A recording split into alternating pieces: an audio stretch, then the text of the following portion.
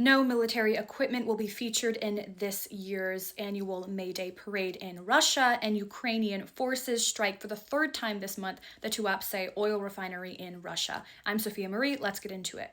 Hi, I'm Sophia Marie. I'm a graduate of Georgetown's SFS and the University of Oxford. I did my master's in Russian and East European studies, and I do a daily news segment on news of the Russian, East European, former Soviet space every single day. Make sure to like and follow. Okay, so firstly, for the first time in 20 years, Russia will have no military equipment featured at its annual May Day parade. So the annual May Day parade marks the defeat over Nazi Germany in World War II. Now, apparently in the past, for like 2 years in a row after the Russian invasion of Ukraine, Zelensky had made fun of the fact that for the May Day parade, there was just like one singular tanker used for these celebrations. But as the Moscow Times says, in over 20 years, this is the first time that the parade will happen without any military vehicles featured. Now, in other news, on the battlefront, Ukrainian forces struck the Tuapse oil refinery overnight from April 27th to April 28th, marking the third time this month they've launched an attack on this refinery.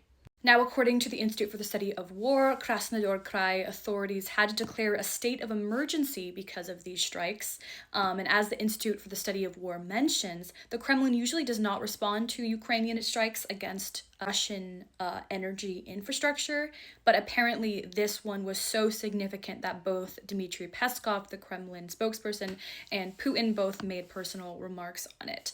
Now, this increased target on Russian energy is essential as Russia continues to benefit from the Iran war and global energy prices rising.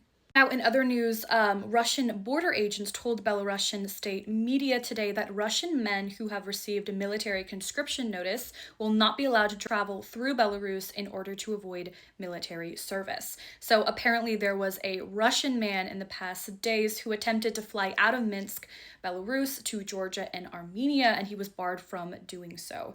A spokesperson for Belarus's state border committee told media in a statement, quote, "If there are no travel restrictions, then you can leave Belarus. If travel is prohibited, then all questions should be directed to the Russian Federation."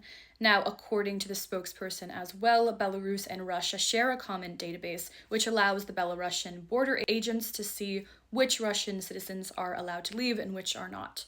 Now, lastly, Donald Trump and President Putin held a 1.5-hour telephone call today, according to the Kremlin aide Yuri Ushakov and the U.S. Special Envoy. They discussed the Iran war and also about a potential ceasefire in Ukraine.